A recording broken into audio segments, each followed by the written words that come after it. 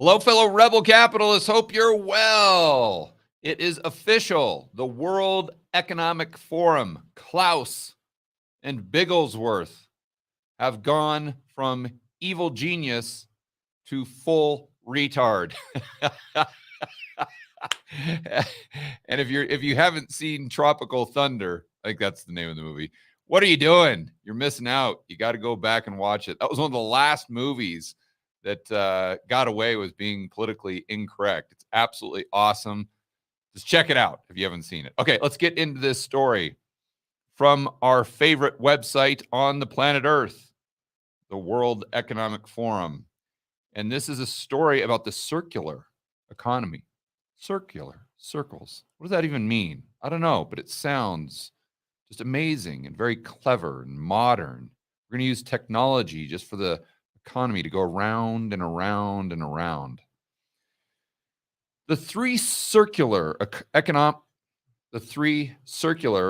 economy approaches to reduce demand for critical metals. Remember, holes in the ground are bad, evil. But fortunately, Klaus and Bigglesworth have a solution to digging holes in the ground. They want to dig holes somewhere else, but we'll get into that in a moment. That's my cliffhanger for the video. All right, key points. Shifting from, oh, by the way, the article is written by a gal named, or person, human, by the name of Winnie Yeh.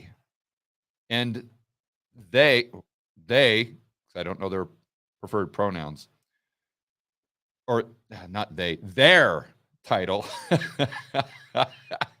is Lead Responsible Sourcing. Wow. Think of all the goods and services Winnie creates. Just a pure source of economic wealth, I'm sure. Okay, key talking points. Shifting from fossil fuels to renewables, and the renewables are circular. Just FYI, if you didn't know it, they create a circle. Circles are good. Straight lines, bad. Very, very bad. Shifting from fossil fuels to renewables requires huge amounts of critical metals. Recycling alone won't be enough to sustain the amount of materials needed. We need to increase sharing, reuse, and preference for longevity to reduce demand. I love it when they try to mold preference. Like, you people, basically what they're saying here is you people are too stupid to understand the problem. Therefore, we need to manipulate you. We need to change your hardwiring. We need to influence your current preferences, because you are the problem. The human being, the average Joe and Jane, you are ruining the planet because you are headed in a straight line, not in a circle. All right, here's their little, they've got these diagrams for everything, and who knows what they even mean. It doesn't matter. So the first step is that they're doing this in 3 simple, fast steps. I wonder where they got that. So they go, or the first step, number 1, is go from owning to using.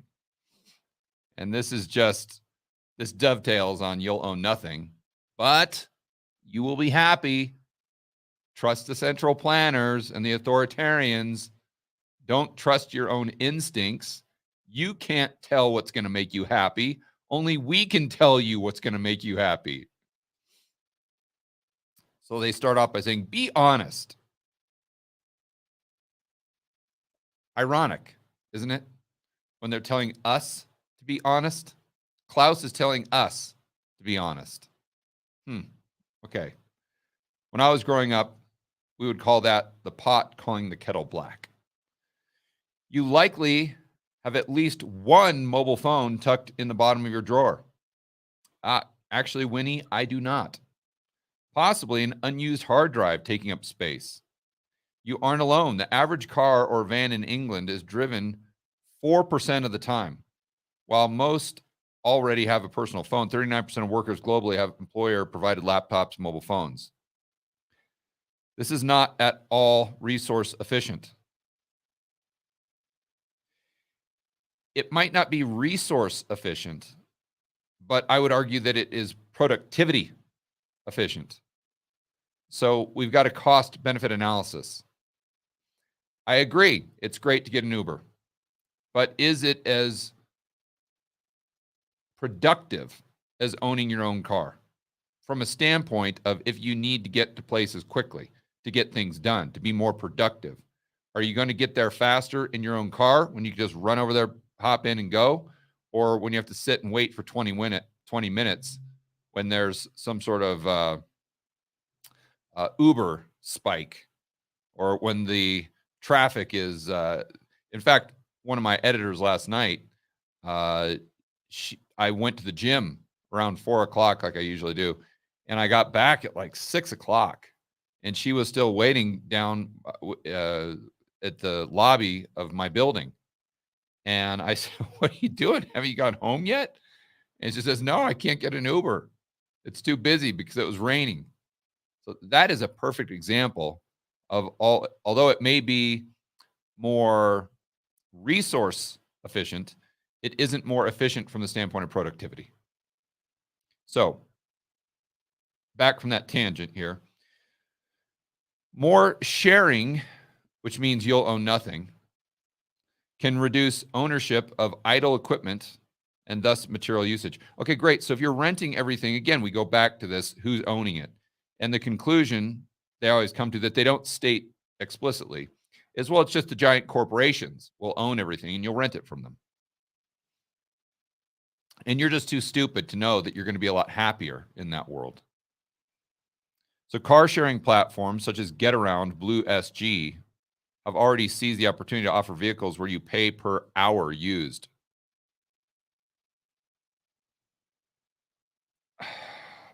Okay, so again, this sounds like a great idea. And as someone who grew up in the 70s, the 80s, early 90s, I've seen a lot of technology.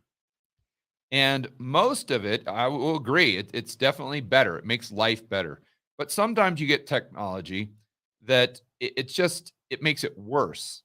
It doesn't really make it better at all. And I'll give you a fantastic example. These stupid menus that we have in restaurants now with this QR code. This has got to be the dumbest, worst idea in human history, bar none. I'm very confident in saying that. So normally, back in the day, when you would go to a restaurant, you would immediately be just given a menu. Just, yeah, sir, you sit down, here's your menu. You just go through that menu. What do I want? Okay, 10 seconds later, you can order. Not anymore. Now we've got this wonderful QR technology, or QR code technology for menus. So now what you have the opportunity, instead of getting your menu in 10 seconds, no, we've got a much, much, much better way through technology, of course. And this technology, like they always say, this is going to change the world. So now what you can do, instead of getting this horrific, antiquated paper menu in 10 seconds, is you can sit there for 10 minutes trying to get the stupid menu to come up on your phone. And it doesn't work, and then half the time it works, and you don't know where it is because you're trying to look at something this size instead of something this size. And then instead of being on one page, now you've got to go to like 15 different pages on your phone to just figure out where the appetizers are. It is the honest. I'm sure you guys know what I'm talking about. Show me one person that thinks that's somehow an improvement from just getting a menu in 10 seconds where everything is listed on one page. Now it takes, I have literally been to restaurants where no one can get their phone to work, and they don't know if it's because of the Wi-Fi, they don't know what's going on, and you'll sit there literally for 10 minutes just pleading with the people, please give me a menu, please let me give you my money. Yet nothing. The waitress, oh, sorry, we don't have any menus. You're just going to have to get the QR. Well, what if I can't get the QR code? Oh, and I've done that too, where the QR code just doesn't work. And so then you're like, I guess I'll just have a Caesar salad. Do you guys have that? And you have to go through a list of what you think they might have and have the waiter or waitress tell you yes or no. I mean, come on. How does no one see this? I just, again, I digress. I don't want to get too far off on a tangent, but that is one of the best recent examples of technology taking us back. It's making life worse. It's making us less efficient, far less productive. Anyway, back to Klaus and Bigglesworth. So, that was my point. Is that, can you imagine having to get a car by the hour? And like the last time I tried to use, what is it, Turo or whatever, I thought, this would be an improvement from renting a car. And then you have to go there and you have to download your picture, and then it doesn't go through, and then you have to get some username, and you can't remember the password. And it's like, at a certain point, I'm like, forget it. I'm not even, although it's a pain in the neck, it's easier just to go through Enterprise or something. And I can't even comprehend having to do that by the hour. I mean, and then what happens to your freedom and flexibility, right? Let's just say that I want to have it 2 hours. I get to 55 minutes and I'm like, oh, shoot, I needed an extra hour. Oh, well, you can't do that.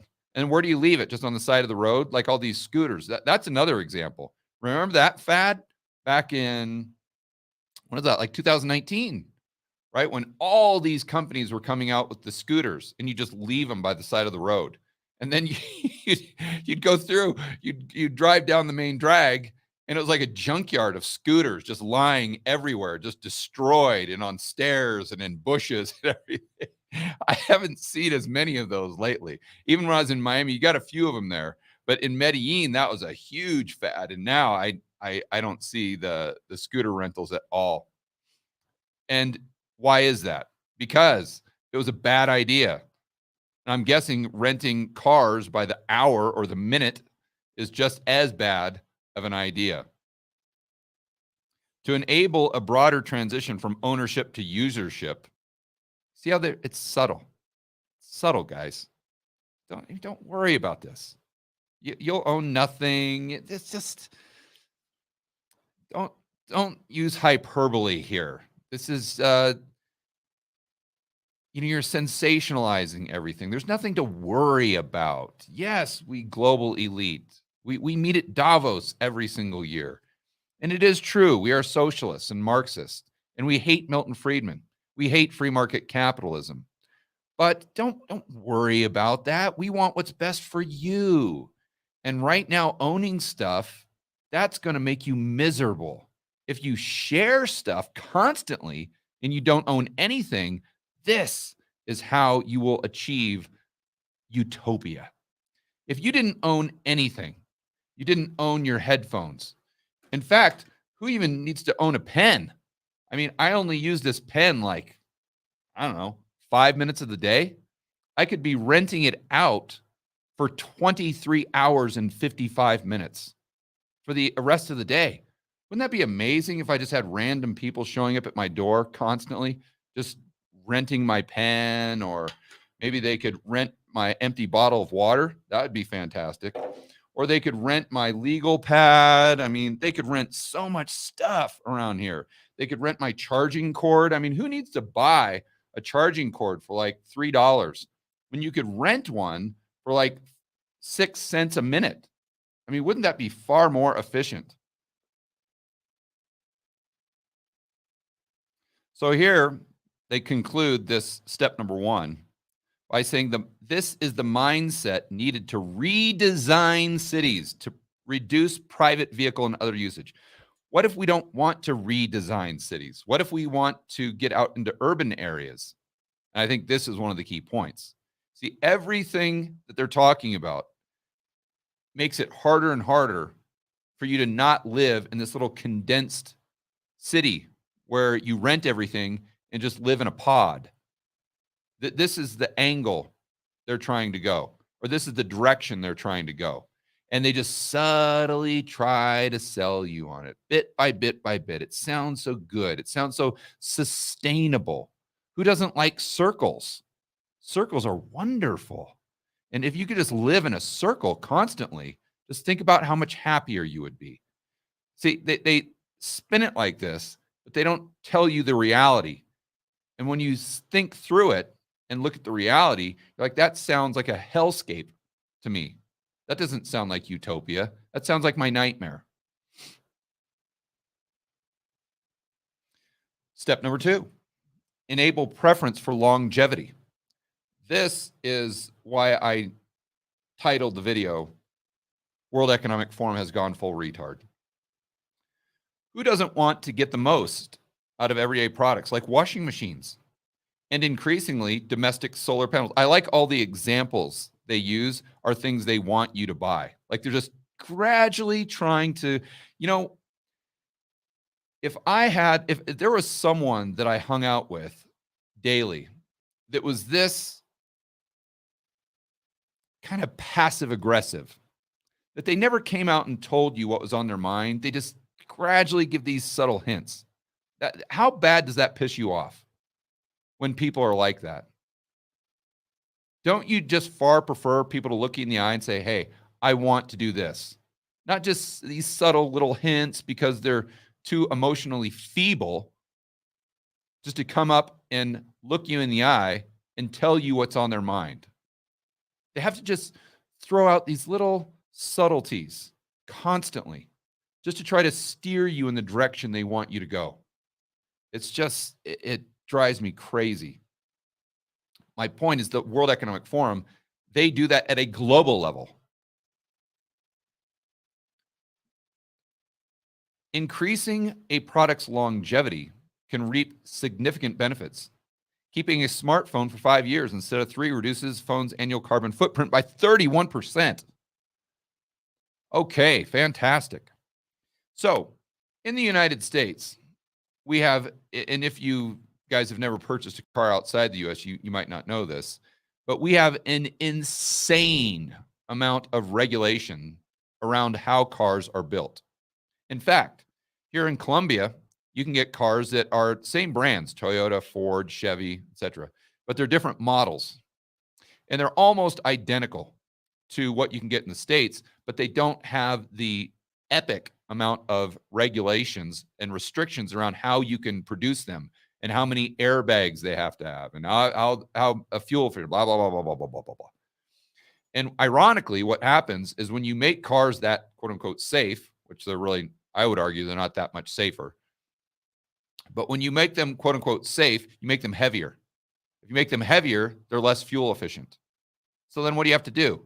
You have to come up with all these schemes and put turbochargers on them. Now you can't even get a V8, right? You have to get a Range Rover, for heaven's sakes, and it's a 4-cylinder with like 8 turbochargers on it just to give it enough power to get up a hill like this. What do those turbochargers do to the car? Do they make that? Do they make it last longer? Or do they make it last a lot less? The answer, for those of you who don't know anything about cars, is that makes a car last a lot less time. So, ironically, what we're doing by creating all these regulations to reduce the carbon footprint of the car is we're making the cars last less time. And also, we're making them more maintenance heavy. So the more maintenance you have, the more parts you have to replace, the more things that can go wrong with a car. So you go back to the very first car I had. This was when I was 14 or so. My dad got me a car. And, just for those young people watching, to tell you how much times have changed and how helicopter parenting is so extreme now. I remember when I was 15 years old, maybe even 14, because I don't even think I had I definitely didn't have my driver's license, but I don't even think I had my learning permit. But my dad taught me how to drive when I was 13, 12, 13, right around there. He taught me how to drive a stick, like you should, for heaven's sakes. And he had a Volkswagen Rabbit. So I'm sure those old timers on the video right now remember what a Volkswagen Rabbit was. And this was maybe, I don't know, mid 80s or something like that. And when I was we lived about, I don't know, 5 miles or something away from the school I went to. And this was when I was 14. And my dad would constantly allow me to drive to school by myself. By myself. No permit, no driver's license, no helmet, nothing, nada. Not where he would follow me in a different car or I would follow him. No, no, no. Nobody, just me, 14 years old, driving to school by myself. On top of that, my dad would even let me take the car skiing. So in Portland, we live next to a mountain called Mount Hood. And there's ski resorts that are maybe an hour outside of town. So my dad would let me take the car skiing when I was 14 and 15 years old by myself, or sometimes with my buddies. And this is prior to me having a driver's license. So I'm going off on some serious tangents here. But my point is, this was like a 1982 or 1983 diesel Volkswagen Rabbit. This thing probably didn't, I can't remember. I remember it was tan, but I don't think it even had a radio. If it did, maybe it was like an AM thing. I highly doubt it had AC. It definitely didn't have electronic windows. And for the kids watching, they probably don't even know. They've probably never even seen a car that has windows where you actually have to roll it up manually. But think about how, and it sounds funny, but think about how few parts that Volkswagen Rabbit had. What can go wrong? Nothing. There's only like 4 parts on the whole car. So it would last a long time. Let's go back to those cars, those trucks I used to flip. And I still have a lot of them, as you guys know. These mid-90s Ford F-250s and F-350s that had a 7.3 power stroke diesel engine in them. You want to talk about a car that lasts a long time. I mean, those things go 500,000 miles before they're even broken in. I mean, you can drive those things 1 million miles easy if you take care of them, right? So if Klaus is trying to tell us that we need things that last longer, so we have to dig fewer holes in the ground, and this reduces the carbon footprint, by that metric, one of my diesel 1995 pickup trucks has a lower carbon footprint than a modern day Tesla, because the Tesla is going to wear out faster, require more parts, which requires more holes in the ground to be dug up either now or in the future. Where once you buy that Power Stroke, you're not going to have to dig another hole for the next 40 years because the only thing you're going to have to put in that car is diesel and some oil, because it definitely burns oil. But you see where I'm going with this. It's mental gymnastics. And they can sit there and talk about how we need this, and this, while at the same time, the laws and narrative they're trying to create produces less of what they're trying to champion. And this is if you just hear it at surface level and you're not really thinking about it, it's like, oh yeah, well, that sounds fantastic. Yeah, if we could just make our solar panels last longer and we just make everything last longer, yes, carbon footprint, why not? Who could be against that? Then we don't think about their policies they're trying to enact that actually reduce the amount of time that things last, such as vehicles. And if we just went back to those dirty, filthy, by the way, 10 years ago, you could buy a diesel Golf that got like 80 or 90 miles to the gallon. And that has very, very little carbon emission. So, and if you could get one that doesn't have the electric windows, doesn't have all these things that can go wrong, just think about how long that will last. Think about how many parts go into that, and think about how many future parts will be needed for that car compared to a hybrid Range Rover, which Klaus would be like, oh, yes, the hybrid Range Rover, right? But again, the Range Rover is going to require us to dig a lot more holes in the ground than, ironically, that 2010 diesel Golf.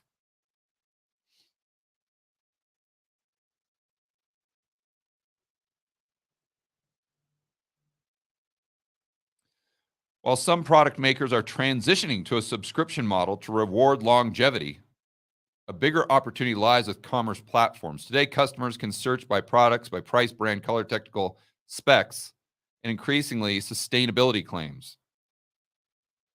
Durability needs to become a feature too.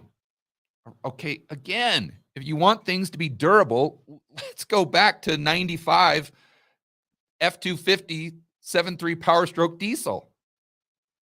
Let's not move into a world where we have hybrid Jaguars. For heaven's sake. Oh, man. Just the insanity. You can't make up this degree of pretzel logic.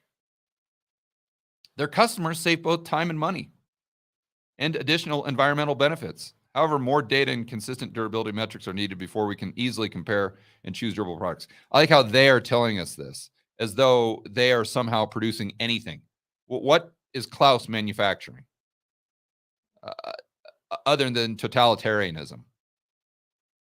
Nothing. How does he know what's going on here as far as durability metrics? Step number 3, build pride in second life. What if something can no longer be used for its purpose it was originally sold for? When an electric vehicle battery is replaced, it may still have up to 80% capacity remaining. Already, retired electric vehicle batteries have been repurposed to power streetlights and a stadium. Okay, and by the way, let's just say you drive that 1995 pickup truck for 1 million miles and then it just cashes out. Then what do you do with it? You use it for parts for all these other trucks so you don't have to create more parts from scratch.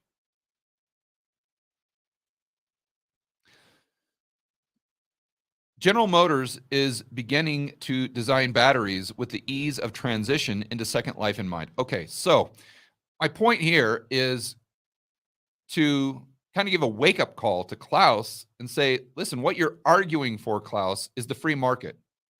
Because if there is a opportunity, a viable opportunity for batteries and all these things to be used, and I like how he always talks about batteries being used again, but he never talks about something he doesn't like being used again.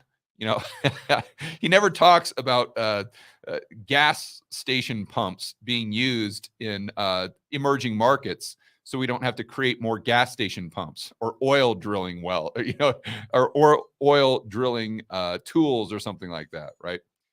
Okay, but my point is, if this is such a wild opportunity, it's such an amazing opportunity, then the market's going to handle this, and you don't have to worry about it. And then you could do this whole article in 2 steps, not 3.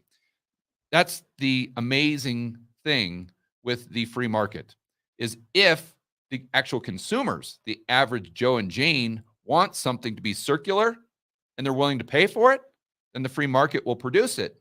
So the global elite don't have to jam it down our throat.